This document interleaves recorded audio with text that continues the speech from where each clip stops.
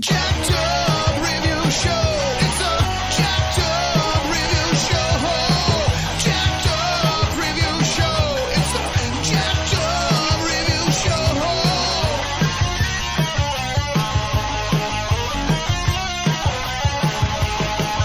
Join us as we cover many an insane movie and numerous cult TV phenomenons.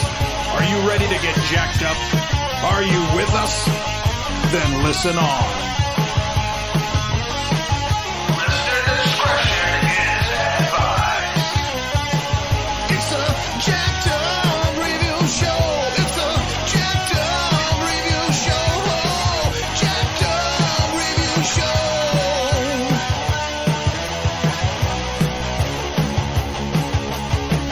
It's a Jacked Up Review Show. It's a Jacked Up Review Show.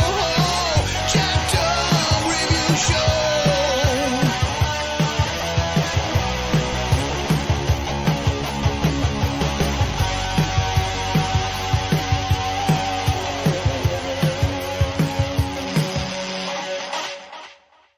And welcome back. Once again, just another fun retro movie discussion. And here joining me is film expert Austin Trunick of the Ultimate Canon Films Guide. How are you, sir?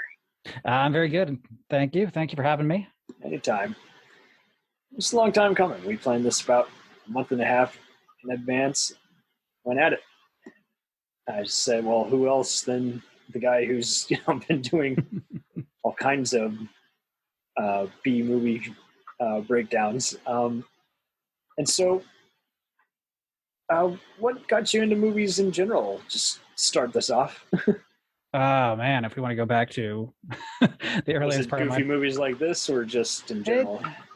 well, I mean, I grew up out in Ohio, kind of out in the country, so we didn't have a movie theater that was Hey, it just had conveniently whatever's on close. antennas. Yeah. Yeah, I mean, even at that point, it was video stores renting the VHS tapes. So every weekends, I'd go with my dad, and we'd pick up a stack of movies and we'd take them home. And back in those days, that was Canon was.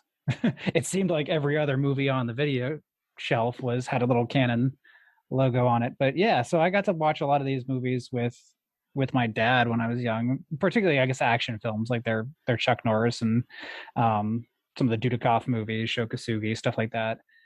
And yeah, it's something I ended up, growing up many years later. I studied film in school, film study student, and then Yeah. I was a freelance writer for quite a few years, and then I decided I wanted something I could write about, a book project I could do on my own. And I was trying to think back to what made me fall in love with movies, and yeah, I thought back to those trips to the video store with my dad and watching so many Canon films among the many others.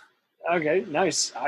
They were on my same page as well, as like just an independent company, ego-headed, Minahem Golan and his partner Globus, and I mean, it took me a while to I didn't even know like 2100 Film or whatever, that produced like Night of the Living Dead remake was part of his off-reach companies. I knew about, obviously, the wacky Frank Zagarino, Joe Laura type movies that would premiere on HBO, that were Golan-Globus productions. But yeah, it's just years before even the awesome documentary that still is on Netflix, came out.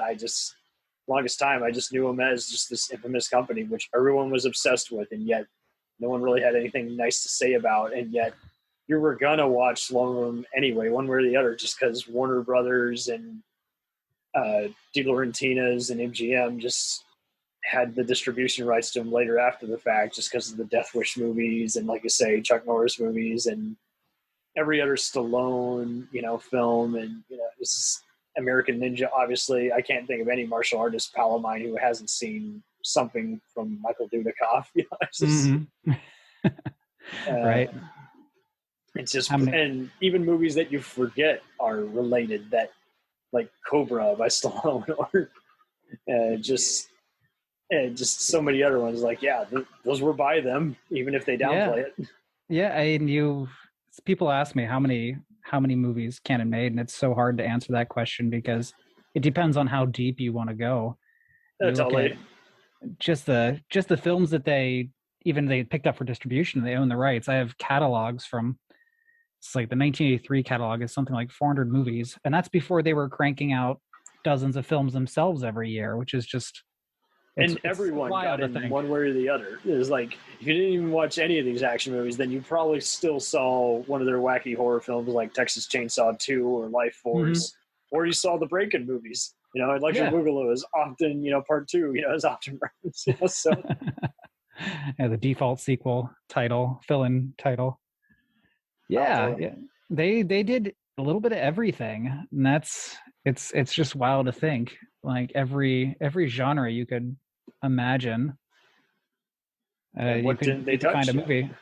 I mean, with the Canon logo, the only one that was like suspiciously absent is Westerns. But they made Westerns. Golan-Globus made Westerns before they bought Canon, so those movies ended up under the Canon umbrella once they bought it. So it's just, it's really hard to find something that they didn't at one point either produce or distribute. Want to do. It's just so brilliant. Put actors who aren't even in the movie on there, and you get endless investors. People throwing their money away. Yeah, well, I mean, they had a great business model. They could sell the movie before they even really had a script, or actors under contract. They would sell them to the foreign distributors, sell them to cable, sell them to the video rights, and then if they made $10 million selling it, they would spend $5 million on that movie and then make another movie with the other leftover parts of the budget, which is a shame that there's some movies we'll never see. That's just, they legally are lost in the vault somewhere due to financial troubles. Yeah, there are some still, I mean, that are extremely tough to find. It took me a couple years to find Kimura, which is a Lena Wertmuller gangster movie starring Harvey Keitel, which is like, you think, wow, like that should be something that you can find. And like my copy of it is a rip of a Greek VHS tape that I got on DVD that I had to order from Germany, and it's got the Greek subtitles on the bottom, like burned in. That's the best copy I found of that one. Some of them are still only VHS tapes. Like they have not gotten home video releases in almost 40 years, which is just crazy to think about. It really does get to that point. Like it can be even a little trivial at times. It's like, wait, so who owns what? And I think a lot of these, the way the movies were sold, there might not be an easy answer to that question, because it was financed a little bit by this company in this country and a little bit by that company. No place to hide. I, for whatever reason, I got mixed up with like a Crown International Pictures film.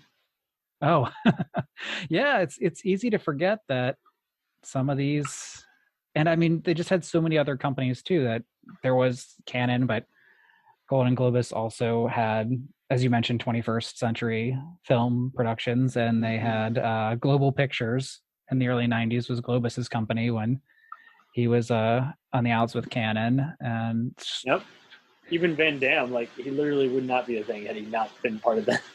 No. Yeah, they unfortunately they discovered Van Damme just like a little too late. If they had been a little more financially stable, they could have he could have carried them a few more years, but they were. I mean, just all the Israeli guys came over. Aside from the Millennium Films guys, he also had the Karolko guys, the duo who was behind hit films like Total Recall and Terminator 2. And you mentioned New Image, like those were the guys working on all these South African some of these Canon films. They American Ninja 2 and King Solomon's Mines. They had enough of Golan-Globus's bullshit after a while. They're like, hey, how hard can it be? Do Men on a Mission movie formulas, do the same script. It can be adjusted however you like, and then get B-movie actors, and then after we get all these deals with like HBO and USA Network, and get other has-beens like Dolph Lundgren and Seagal, and then let's keep upping it. And after the success of bigger budget movie projects, like Olympus Has Fallen and The Expendables, and I'm not even surprised that the Emmett Furla guys who are doing all these other movies like Escape Plan and every other Bruce Willis movie is like they kind of were working with the New Image guys at some point, and even the PM Entertainment guys were kind of in a way kind of their own canon films. It's like these two millionaires in Vegas making crazy, car chase and martial arts driven action movies. Mm-hmm. Yeah, I mean, it inspired all these guys to do it yourself if you don't like what you got out there. It's a formula that works. And you tweak it over the years as the industry changes, but a lot of it's still the same. Totally. Yeah. You've got a face and a name that can sell a project for you to some foreign, you can sell in enough places that you're already making money whether the movie is good or not, even before it's made, even before you film a single scene. Just they're just glad to be. It's amazing. It's amazing. It really is. I'm really not surprised if someone were to say the other day, like, hey, there's a long lost canon films, that just got released to, I don't know, the internet. I would not be surprised. I wouldn't. No. Be like, of course. No, I would love to see some of there's so many things that you come across that, there could be scripts that were written or scenes that were shot. Canon, sadly, they were not ones to save things or think of. They were always running out of it instantly as soon as they got it. So it was like they had nonstop producing machine. I would not be surprised if there's plenty of people who are like, I'm still waiting on some money that I'll never get. Yeah, but I mean, like, so many deleted scenes and things that would be I wish still existed, but at this point I'm not convinced that they do, sadly, but that's how it goes when it may be in someone's personal collection, but yeah, that's it. It won't be good quality. I know Sammy Davis Jr. appeared in some movie. I don't know if it was like Exterminator 2 or what have you, but yeah, it got me all confused. It was like all this time I thought the first one was part of canon. I was like, no, they just got the rights to the second one. they produced all these other sequels that just came upon their desk and they're like, hey, there's an audience for it out there. Do it. Yeah, I'm surprised they didn't even produce something crazy like Evil Dead or Maniac got, but those are their own crazy oysters. So, I mean, so I'm not going to do a top 10. That's just too much work. So, if you were to just kind of get everyone in the mood to even just watch a canon film, which one do you think you'd start them off with? Would you start with one of their crime thrillers, or would you do just a wacky sci-fi horror film they did, or just?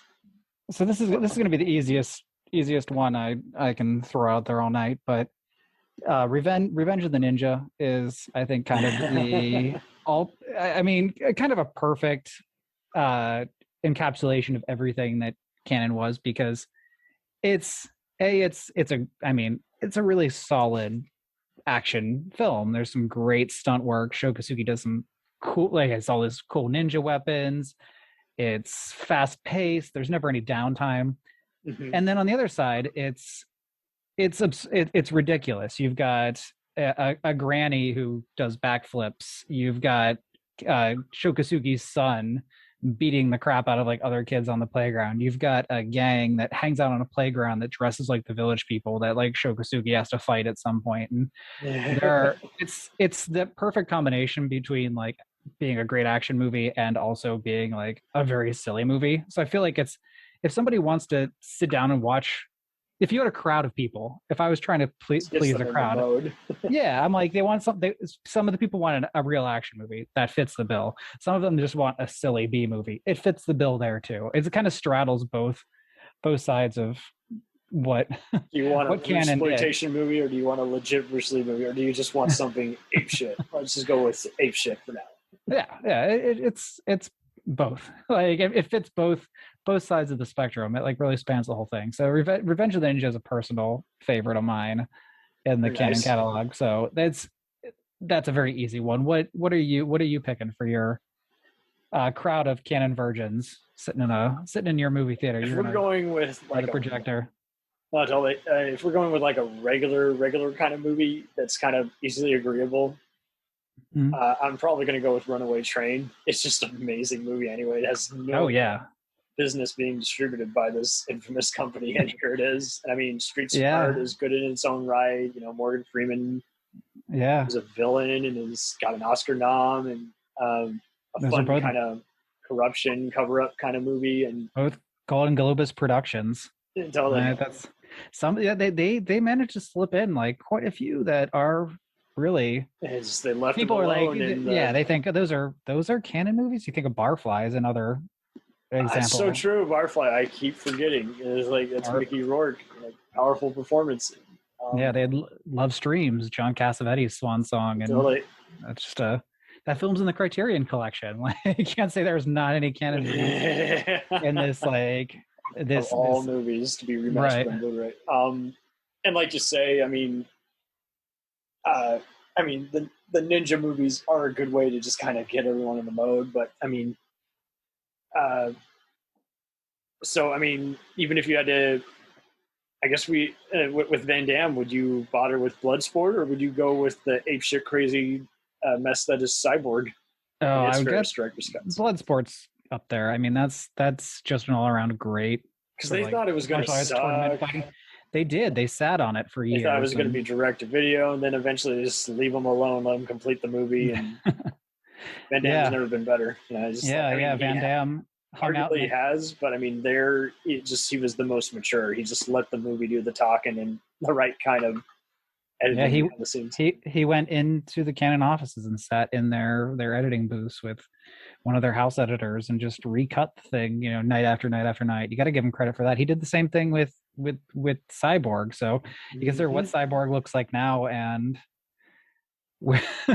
like you think of the reviews it got and some of the complaints that people have is about Cyborg. It just, without the extra Van Damme stuff, it would have fared even probably poorer at the box office and on video, and without that Van Damme touch. But yeah, Bloodsport's a great, yeah, it's another great action movie, a good crowd The same pleaser. mentality. It just root for the underdog, and he's undercover narc trying to expose a illegal underground fighting. So yeah, I mean, I would go there if we're picking from each of the stars. The Bloodsport would be my Van Damme pick. I know my Chuck Norris pick as well. I'll go back and forth depending on the day if you ask me to pick my Bronson. Those are like kind of the big canon stars. Okay. And same with Dudikoff. But I have a very like I have a hill that I'll die on for Chuck Norris, a specific Chuck Norris canon film, and that's Invasion USA for me. Nice. Let's go with the Red Dawn of their. Yeah, and it's a movie with a silly, like, kind of crazy production behind it. Like, half of the movie, everything that would make the plot of that movie make sense got wound up on the cutting room floor. There's like but then we end up with this movie where Richard Lynch is a bad guy. Yeah, and for like the last half of it, Chuck Norris is just like, it's bad guys doing something, and then Chuck Norris appearing somewhere, even though it could be like states away, entirely different locations. There's no explanation of how he knows where these terrorists are and like where they're setting a bomb. He just suddenly appears, and it's just like, what? It's wonderfully wacky. And yeah, I'm kind of glad those scenes all disappeared. Oh, like they cut all that stuff, because had they bothered to explain all that stuff, it probably would have dragged the film down quite a bit. Yeah, Do you have any Chuck Norris picks? Will you I go there? really don't. I'm more of a Bronson guy. I'm just for whatever reason, Assassination. Oh, Assassination's great. What's the other one? Not the Evil That Men Do, but that wasn't by them, I don't think. But No. the actually- one that's the cover up where the environmental guys polluting the environment. It's like a more competent version of On Deadly Ground with Seagal. But are you talking Messenger of Death or? yes, Messenger of Yeah, Death. yeah. And there's at least a few other ones. I mean, 10 to Midnight. 10 to Midnight is probably I don't think it's Serial probably. killer It's my thriller. favorite. My favorite of the Cannon Bronson joints. And the one with the female stalker hit woman is also pretty good. Murphy's Law. Murphy's yeah. Law. So like those are just all all just slam bang, just fun. And you haven't even picked a Death Wish yet. I mean, yeah, we could go with part 3 or 4, but yeah, I mean, it's a matter of, I mean, those are a good intro, but I mean, those are a different kind of party movie. And it's like, some of these really are legit, really cool, competent action films with J. Lee Thompson of, the Guns of Navarone fame, Yeah, great director who got a lot of work for Cannon in his final years.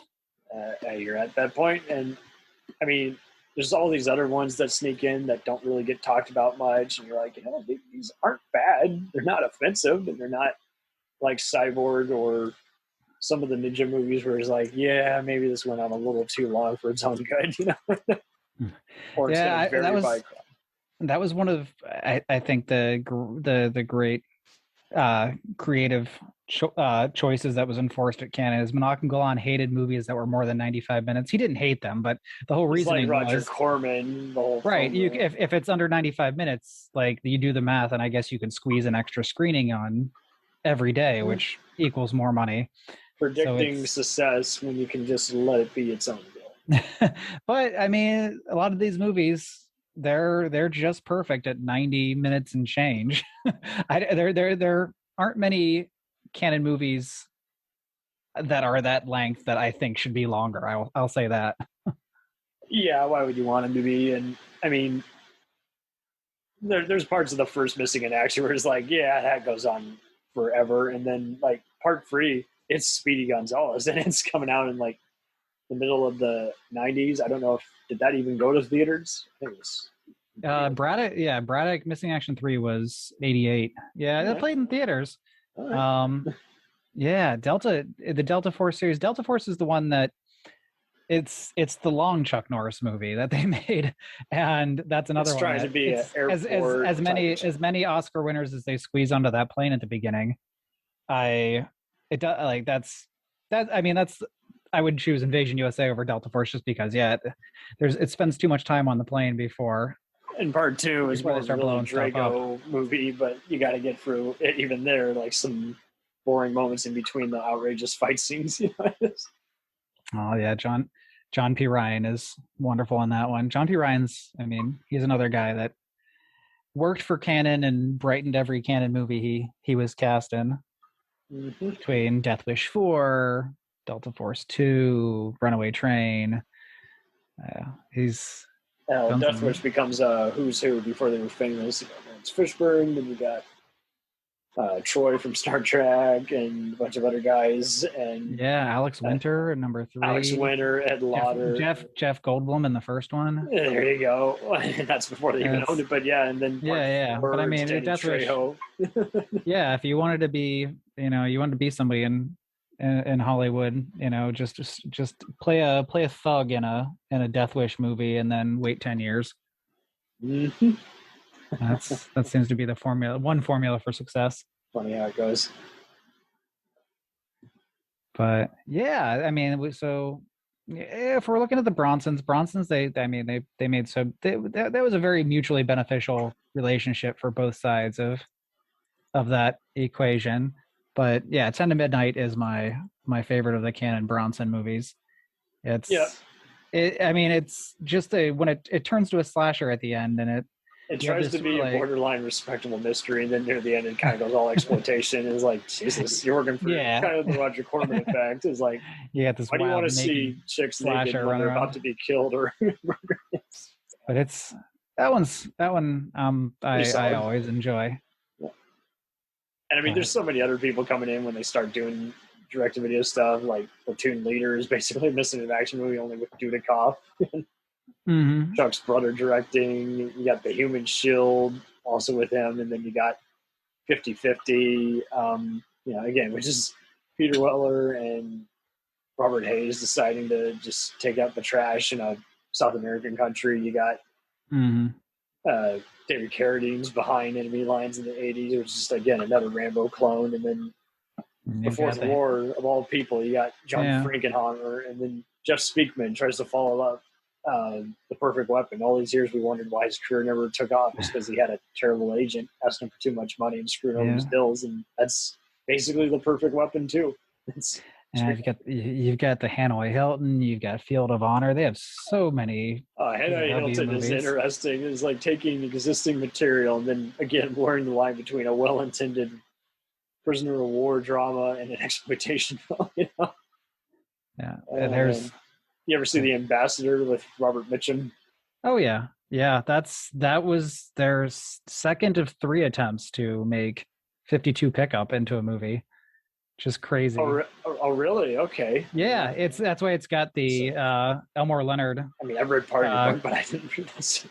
Yeah, that has Elmore Leonard up on the credited on it, and it's the only one while he was still alive that he disowned on his website. You have a list of like disowned works, and it was of movies, and it was The Ambassador. Yeah, he didn't, but he actually Cannon had before Cannon, so Golan-Globus had picked up the rights to 52 Pickup, and they had actually taken Elmore Leonard to Tel Aviv and had him rewriting the story to take place there and sort of becoming more like The Ambassador. And the movie was going to star Joe Don Baker, of all people. Joe Don Baker ended up dropping out of that one and making Mitchell the next year. I don't know if it was to make Mitchell, but you got to think like, where was this project going? Final Justice. Yeah, I mean, Joe Don Baker. I keep teasing my my publisher, saying like, oh, when I get these books done with you, I'm gonna my next one's gonna be called Baker's Dozen, the leading man cinema of Joe Don Baker. Nice. And yeah, he hasn't backed down. Should have.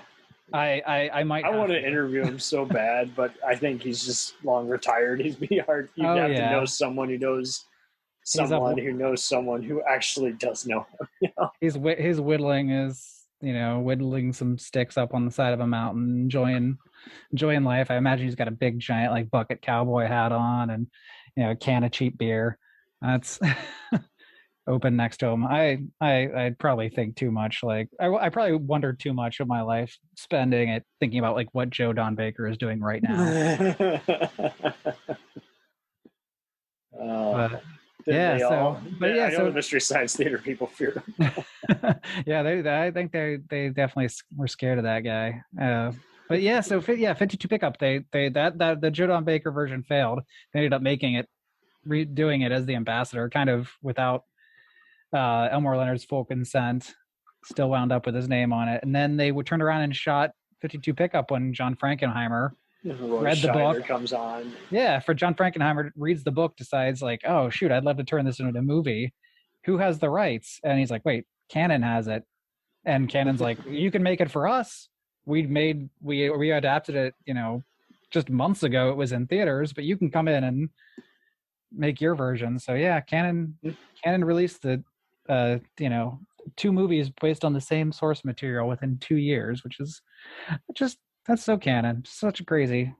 Pretty much, it's natural to see ones that are basically versions of the other ones. Like River of Death is basically another war movie, but they rewrote it as basically, a Guns and Navarone type movie. It's a World War II set treasure searching movie, and it's like, okay, so, but still, Dudikoff practically might as well have just walked off the set of Platoon Leader, one of the American Ninjas, just to film that, Yeah, I mean, the way they worked them, especially Dudikoff, like he was going from one movie to the next, to the next, to the next. He did not have much. I mean, you look at how many movies he did, and he did it in less time than Bronson did, which is, because he didn't come in until 85, which is crazy to think about. And with the new guy and this dude from Bachelor Party. Yeah, I mean, but he was the star they needed right at the time. They really needed one who was, not in his 60s or in his late 40s. That was and then of course, then later on comes Van Damme, but it was too little too late, sadly enough. But yeah, oh man. So they had Tobe Hooper for a while. What do you pick for your Tobe Hooper movie? Oh man, definitely Life Force. I got to. Okay. It's not for everyone, and I understand, Chainsaw 2 definitely has the better performance with just Dennis Hopper just, chewing the scenery. He's got more screen time than the damn chainsaw, Mm. And there's just something about Life Force where it's like, yeah, I mean, I understand why Dan O'Bannon from Alien and later Species, worked on this. It just has that kind of 50s. John Dykstra, you had Nick Maley on it. You just had this incredible. I can actually accept it in its own right on a good day, and then there's other days where it's like, yeah, it's kind of schlocky and cheesy for its own good, too much for its own good. But I mean, it is kind of fun to just watch and just see shit hitting the fan, even though it isn't. Some of the actors do appear to be confused. What's his name from Peter Firth from Years Before Spooks and Hunt for Red October, and then you got Patrick Stewart pre Star Trek fame. That's one of the last great. One of the last great showcases for practical effects. There weren't that many made after that were put that much money into animatronics and what was it? Invaders from Mars was the other bizarre one. Where it's like, it's like Life Force is like they're outer space vampires, So, but I don't know. There's just a sense of fun to it. Yeah. Oh yeah. That one's a blast. Like I can't say I got bored watching it. It's weird. But it's I know one of Hooper's biggest regrets was that they had him change the title, where they had changed the title to Life Force in the U.S. when most everywhere was Space Vampires, which would have just. I think it's just a much more fitting title. I think if people had. If you went to see a movie called Space Vampires and that was what you saw, I don't think you would be disappointed.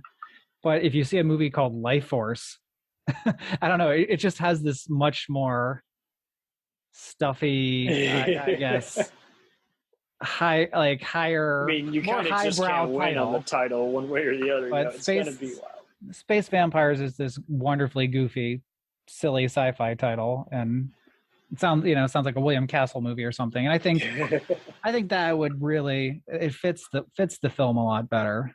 Totally. I think the title change definitely changed viewers' expectations a bit in the wrong way. In a weird way, it kind of it does that. It's like I mean, you get what you get, kind of, and then some. Yeah. You're a fan of the Hercules movies? Oh, yes. Luigi Ferrigno. Oh, yeah. Luigi Cozzi. Yeah, that's what about He-Man?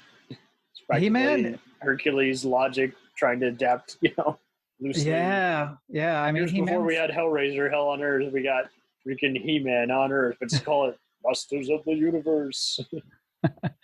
That's a wild movie. That's, Frank Langella, he's just he acts the hell out of that role as Skeletor. Can you blame him? It's still his favorite role.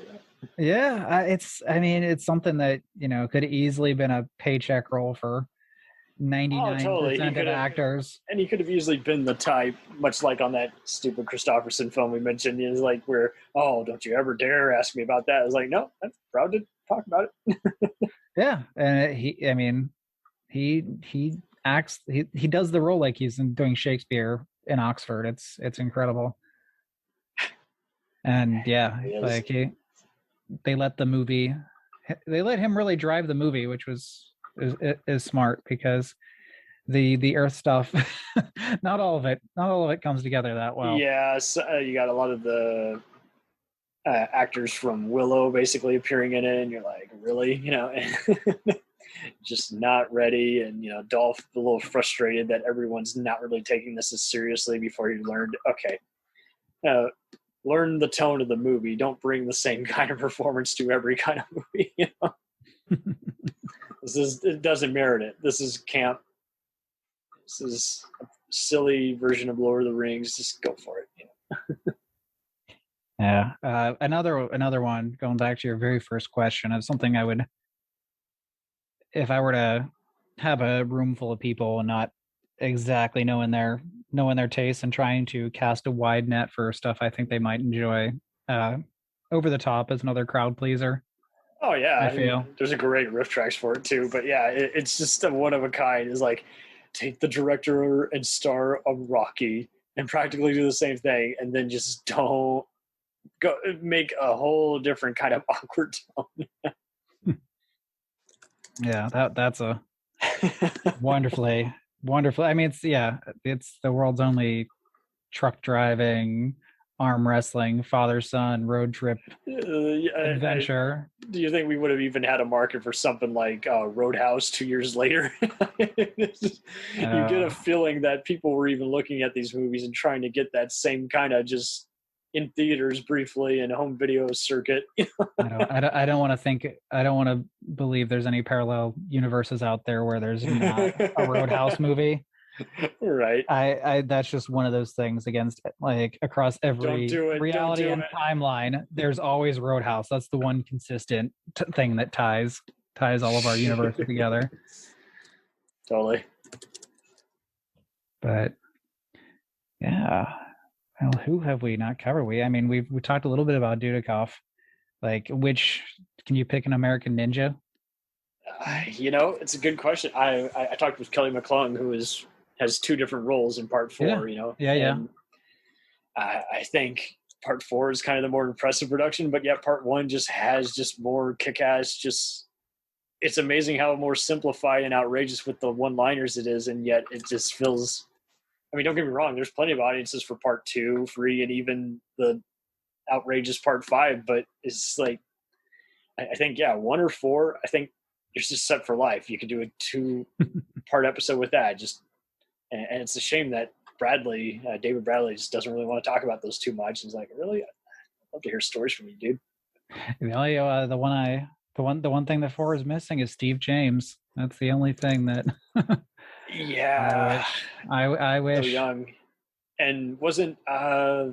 No, it wasn't by. It was by a different company for Paramount and like Fry's Home Entertainment, Riverbend. This is like, what we could have had with that. It came out on Prism, maybe. I'm trying to remember. Yeah, that's what it is. Yes. Yeah.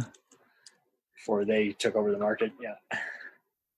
Yeah. But it's Steve James, just another guy who, no matter what he's in, like he kind of he's one of his favorite actors, and he just worked with him on those dorky NBC TV movies.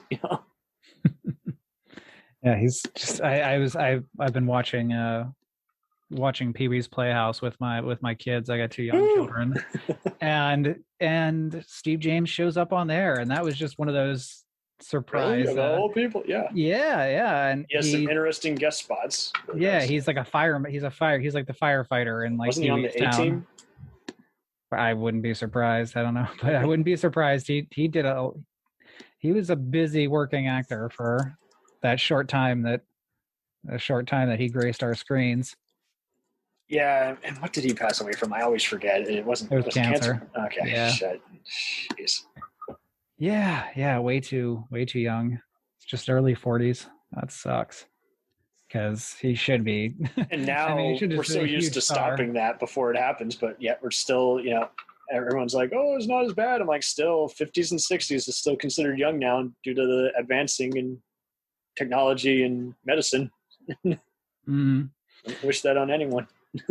Breaking or Breaking 2, I have to ask you. Ooh.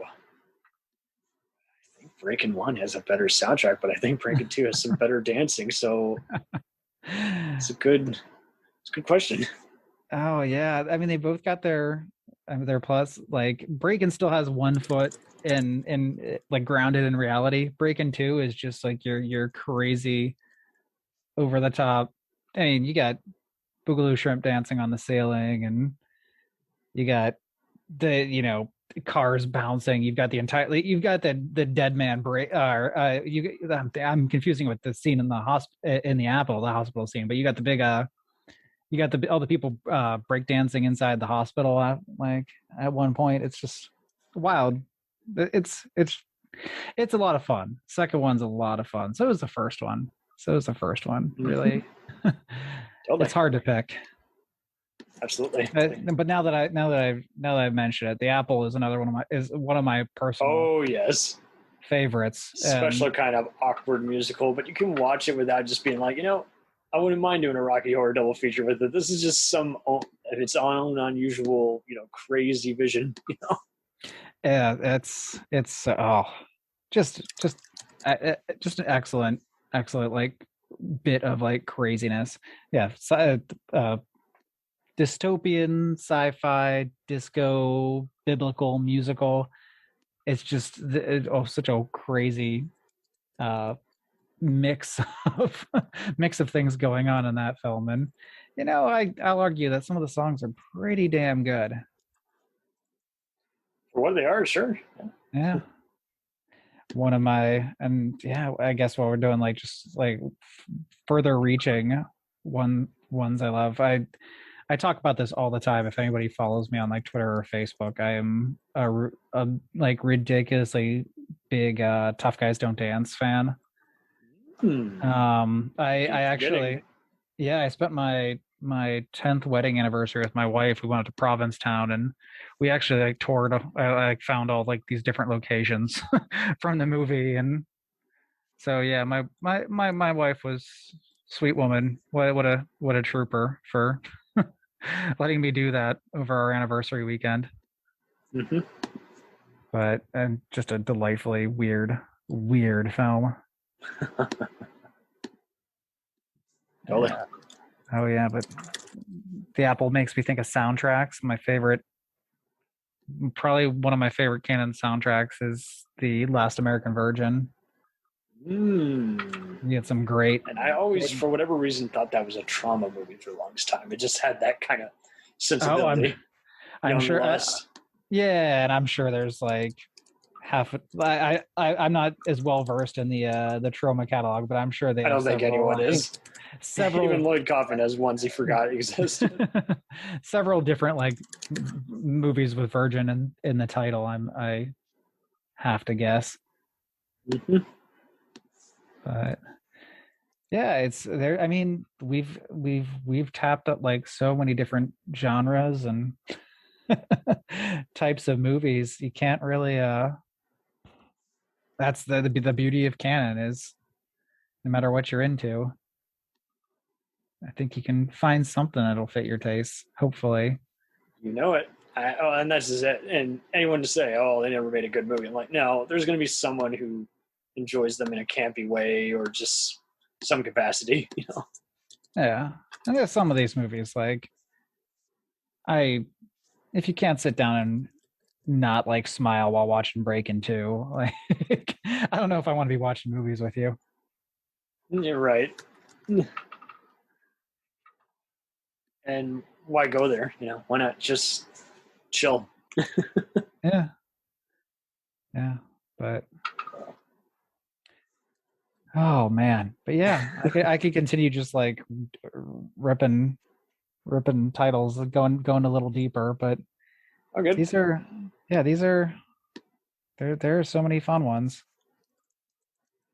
Some just a movie that I really like, and I feel like more and more people should see, is Maria's Lovers. Just a weird sort of period romance film set like World War II era, and it's got Robert Mitchum, Natasha Kinski, John Savage, and John Goodman, like a very young John Goodman. Totally. You got a Carradine brother in there. It's it's another film that, gosh, like you watch it and you're like, okay, I can see how canon did this, but it's also it's one of those lesser known gems from the catalog. And we hope to keep unraveling them, Yeah.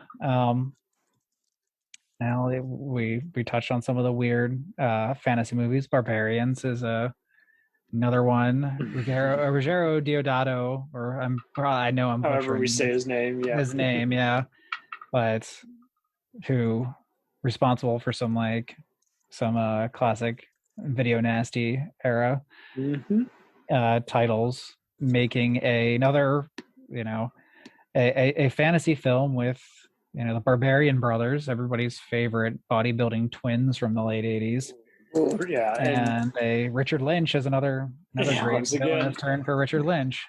I think even a CSI babe before she was well known. Eva LaRue. Yeah, Eva LaRue's in there. Yeah, she was very young. Sweetness.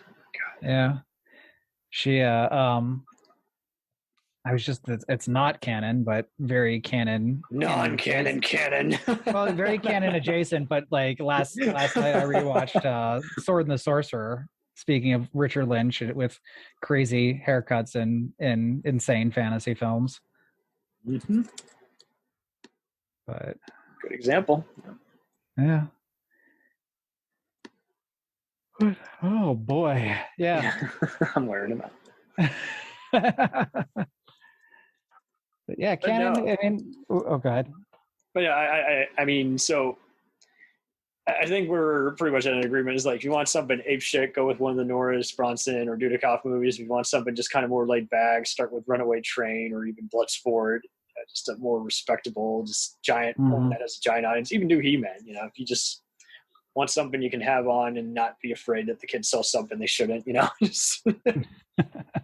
Yeah, let them get used to cheesiness. You know? Yeah, there's a certain there are very few of the canon catalog, a small percentage of the canon catalog that I can like watch with either of my children right now. Outside of your break-in movies, your over the top, your He-Man. Like I watched all these too young, but like I'm not gonna watch, 10 to Midnight or Bolero or oh god, yeah, I know. I wouldn't wish this or Kinjite. There's a limit. There's a limit. Now, did Jim Cotta, was that by them? I think. No, it wasn't. For the longest time, I thought it was by them. Yeah, there's a wonderful podcast. You look at them 100 times, and you're always going to forget, who's what and all that. Yeah, I mean, there's so many movies. There's a podcast that's the Canon. Very nice. Very funny, like both very knowledgeable guys on film too. But they're just awesome dudes. But they do I think kind of as an occasional. Just to shake things up, because they cover canon movies in each episode, but they do what they call could have been a canon, and that's a lot. There's a lot of movies that fall into that category. Where I think I did see one of their episodes, but I didn't cover. Yeah, but I mean that's a term that like I love that they use that. But yeah, I mean, it took 5 seconds, but hey, they actually went the whole distance and copyrighted it. Don't quote me. Yeah, Jim Cotta is one of those classic could have been. It just feels like it exists in the whole crazy universe that is Action USA or Invasion USA or freaking just American Ninja. But I mean, I loved how the documentary even talked about just the whole just aspect of how they had to do 2 dance movies, and they hoped they would deliberately, confuse everyone. And it gets Lambada. The dark days of the Great Lambada Wars. And now was Raw Deal by them? Because it's kind of in Death Wish mode. No, they distributed it in that's what it was. It was HBO Canon. HBO Canon home video, but yeah, they didn't. That was not a homemade product of theirs. That was just through a weird shift in video rights. I gotta say, some of them, like the director's cuts that do exist, like even the Cyborg one, they're still interesting to watch. And that is like you just don't know what you're going to get. You really don't. It's a different movie, but it's not necessarily for the better.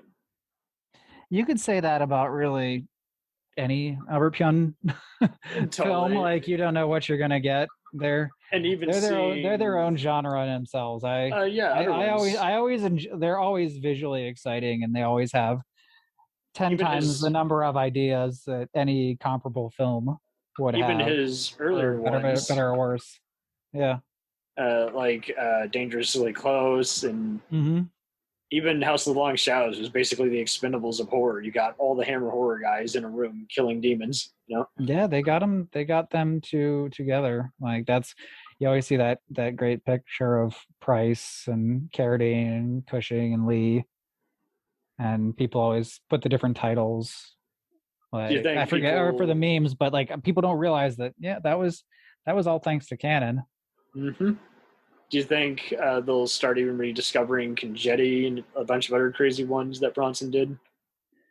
I mean, people are talking about it. So there was not too long ago, Quentin Tarantino was on a podcast and talking about just about like course. movies he loves, and Kinjite is, of course, a movie that he absolutely loves, and it's not one of Are you my surprised? top five. No, not surprised at all. It's not one of my personal like top five like Canon Bronson movies, but I mean, it doesn't surprise me that Quentin Tarantino loves it.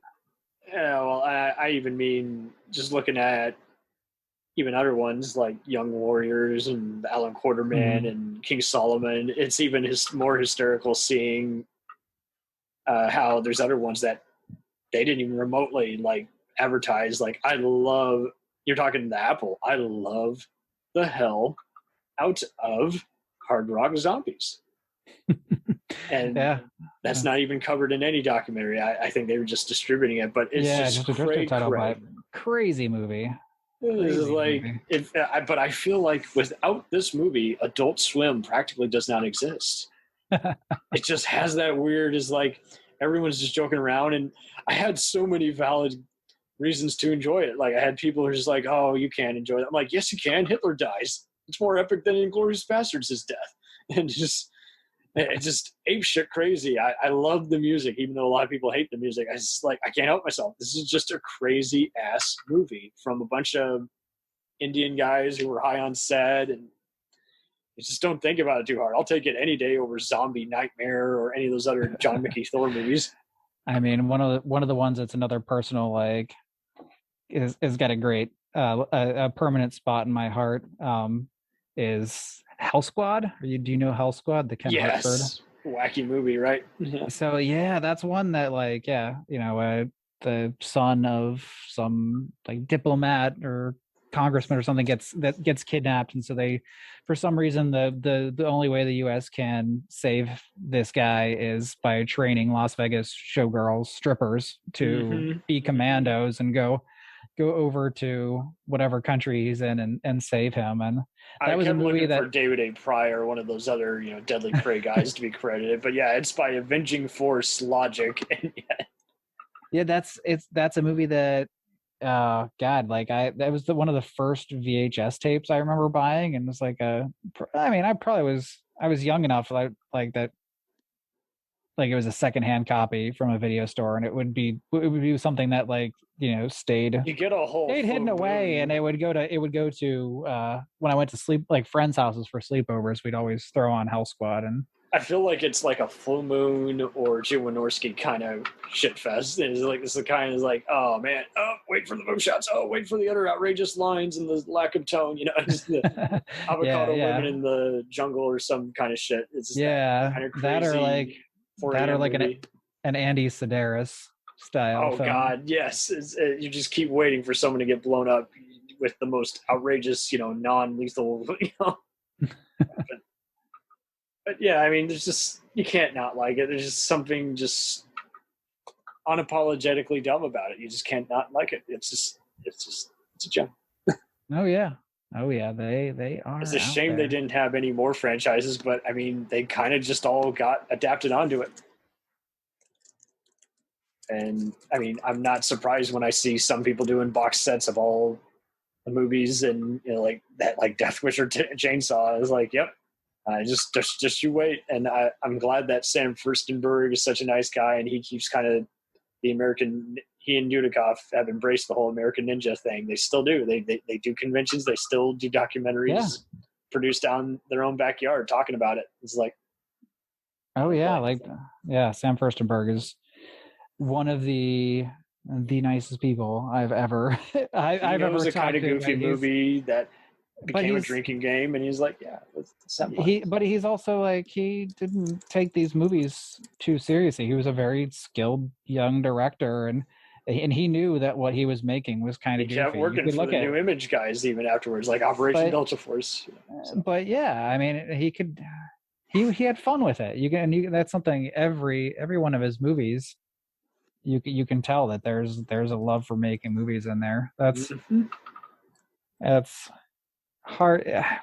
So I mean, I tell people, like, nobody sets out to make a bad movie. That's what, when people I had to quit a specifically want very okay. unprofessional horror podcast, which I will not name because no one should know Nope. about it. But I was like, yeah, they had Snob. It was Snob City, and it was just like they were acting. You know, they're talking to me, a guy who went to school for film, and they're just like, yeah, well, see, they didn't know what they were doing. I'm like, you don't know that. You weren't on set with them. And why go there? You know, and make it reminds me of how it was so popular, and I'm not sure if they stopped doing it because they realized what cynics they were, or however the top it is. But yeah, I've seen people, they've stopped doing the whole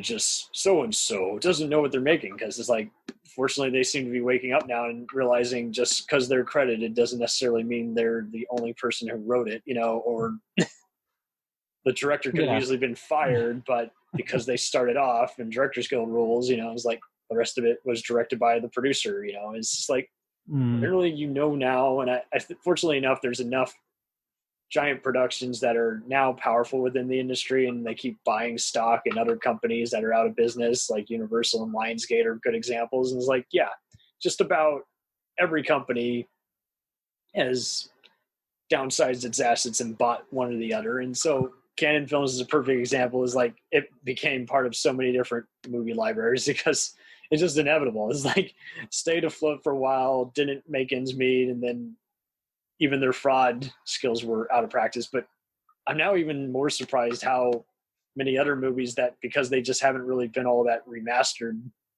others forget that they're actually part of their library, like Mercenary Fighters. Brown. I know many people love that movie, but is it even on anything other than like bootleg DVD or? Yeah, some of them. No, I have. I mean, a lot of these I've had to, for the books, had to watch off of VHS tapes. Oh yeah, and it's like VHS rare loss download. Yeah. Yeah, there's some.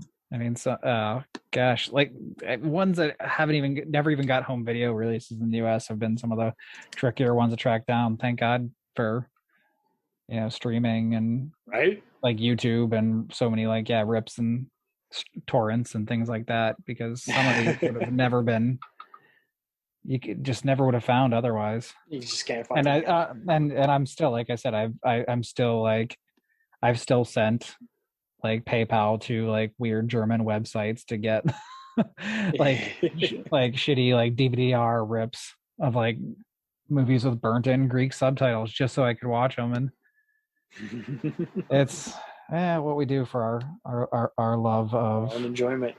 Yeah, 80s B-movie filmmaking. Anything for you, man. Yeah. Funny how it works. Yeah, but there's again, yeah, I think we've definitely proven it to ourselves, and hopefully anyone listening, that there is something for anyone and everyone in the Canon catalog. Hope so. It runs very, very deep. Deep enough, yeah. Well, so what do you got coming up to plug your upcoming projects? Sure. Well, I just actually, so this has been a fun day, because I just signed off on the layout and the cover, and basically the second book. Like it's all approved. So now it's just being the production. It can head off to the people who handle the production side of it. So that will be, I don't have the date yet, but it will be in the very near future. So that's exciting. That's been, these have been things I've been working on for years and years, but the second volume of this covers 85 through 87, and it's roughly 1,000 pages on 3 years of Canon movies. How is it printing physical versus scanning in digital copies? Like ebooks and all that? No, you mean like how, like what sells, or? Or what the format? Oh, so it'll be just going out about it, just in general. Yeah. Okay, hardcover and softcover with the initial release, and then later on down the road there will be a ebook version. So I think with the first one, it was about 8 months later the ebook was released. So yeah, I'm excited to see it. Like actually, because the first book was like about 600 pages long, and this one is 400 pages longer, which is just crazy to think about. It'll at least be a good doorstop for people, anyone who happens to pick it up. Starting kit, and those who don't have access to Netflix, then just who want more. They just want someone who just loves it as much as them. Anybody who's training for a arm wrestling contest in Vegas will be able to curl copies of that second volume and really put on some muscle there, because it's going to be a heavy duty. But yeah, that's what I got going on. And once this is done, I am putting my nose back into the third one. And then who knows when these 3 books are finished, maybe then I'll write my magnum opus on Joe Don Baker's Baker's filmography. Hell, might need to have you on for a Joe Don special, man. Oh, I will talk. We can talk about Joe Don however you like, even if it's just me like contemplating what his life is like now and the top 10 B-movie companies. But yeah, awesome. Well, this has been fun. Thank you for having me. Absolutely, and welcome back anytime. Yeah, I appreciate it. Yeah, let me know. I'm happy to swing by. We'll return after these messages. Hey, feeling down? Feeling low? Not enough podcasts about movies in your life? Why not try They Must Be Destroyed on Sight, the new podcast cure-all, sure to get you right with the world and on a path to better living. We have exploitation, we have Italian horror, we have zombies, we have slashers, we have crime films, we have spaghetti westerns, we even have sci-fi and sex comedies. So take a dose of They Must Be Destroyed on Sight as needed, and let the hosts, Lee Russell, Daniel Harper, Paul Romali, and the odd guest host cure what ails you. Warning, may cause atrophy, African consumption, black fever, bone shave, chin cough, colic, cramp colic, dropsy of the brain, elephantitis, grocer's itch, jaundice, mania, miasma, mortification, palsy, Pott's disease, rheumatism, scurvy, St. Anthony's fire, summer complaint, and worm fit in some people. Consult a physician before listening.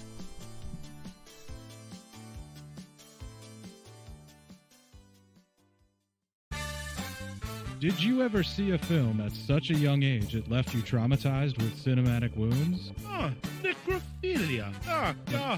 It's a dead issue, man. Don't push it. Cinema Psyops is a weekly podcast documenting an ongoing experiment on the mind of an unwilling test subject.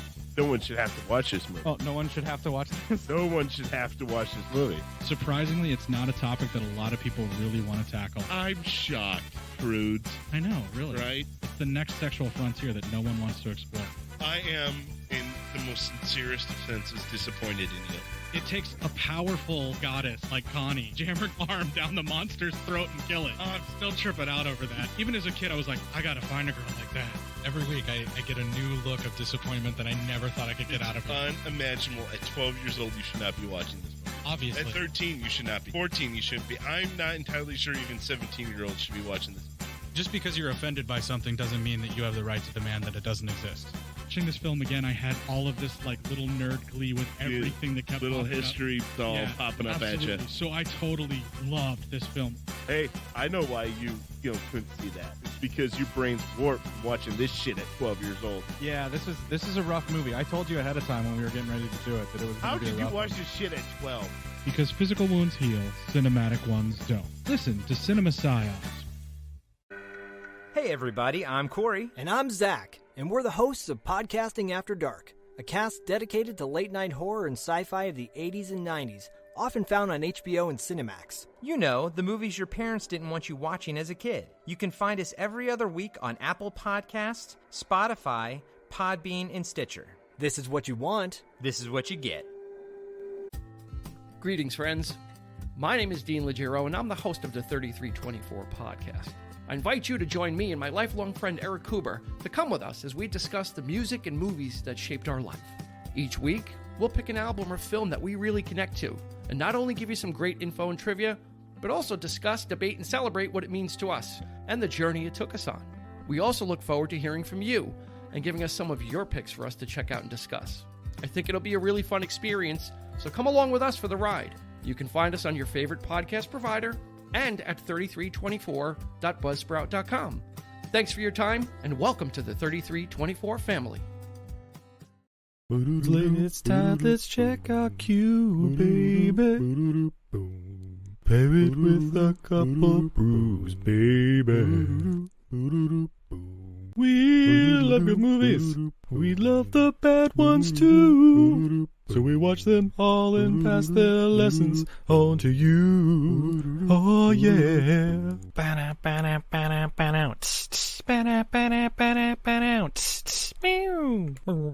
Everything I learned from movies helps to make life a little bit groovy. With a one-liner plot holes and gratuitous movies. It's time to get busy with your friend Steve and Izzy at eilfm.podbean.com.